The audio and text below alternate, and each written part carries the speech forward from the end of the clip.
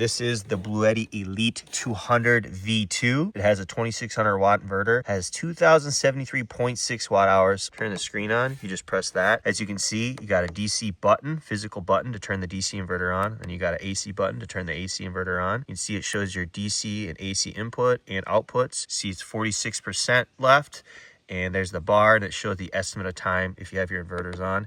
This actually has the most efficient inverter in the AC I've ever heard of. You can watch other reviews. It's like 97%. Here is the DC input. So that's for charging it from your solar or your car, which I'll show you something cool in a second. There's your 12-volt cigarette plug. It's got two 100-watt USB-Cs, which are fast charging, and it's got two 15-watt USB-As, which is really good too. It's got 4 AC outlets. These are 2600-watt inverter. This only weighs 53 pounds. So I know it's hard to tell, but that is insane for having a 2600 watt inverter with that much capacity in it. Most of them are all 60, 70, 80 plus pounds. So I guess they got rid of a lot of the wiring. On the top, you got two nice carrying handles.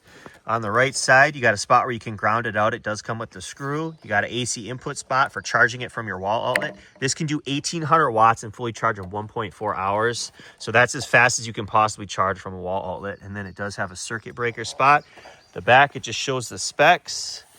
And then on this side, it's just the fan. It can take up to 1,000 watts of solar and fully charge in 2.4 hours. Or you can do dual charging where you charge it from your wall outlet and solar at 2,400 watts and fully charge in just over an hour. Comes with a 5-year warranty and it has 6,000 cycles to 80% capacity with these lithium iron phosphate batteries, which is the most I've ever heard of. That's like 17 years of fully charging and discharging every day to get down to 80% capacity. This has a 15 millisecond UPS mode. So if you have like medical devices, your refrigerators or anything plugged into this and the power goes out, it will automatically transfer from grid power to battery power, so your fridges and computers and medical devices will continue to run, and you can bypass up to 1800 watts on this thing. Well guys, we got it plugged back in where it goes, but let me show you the other really cool thing about this. Let me show you what I got plugged into our Bluetti Elite 200 V2.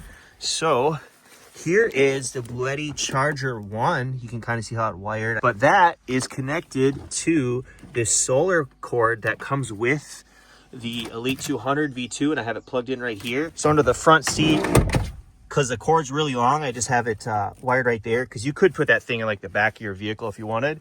And then under the hood, let me show you this quick. All I did was run the cord through the firewall and connect it to the positive and the negative terminal on the battery. Now when I start my vehicle, this will automatically detect that the vehicle is running and charging from the alternator, and it will start charging that at up to 560 watts an hour. All right guys, you can see there's no DC input yet. Let me start my vehicle quick.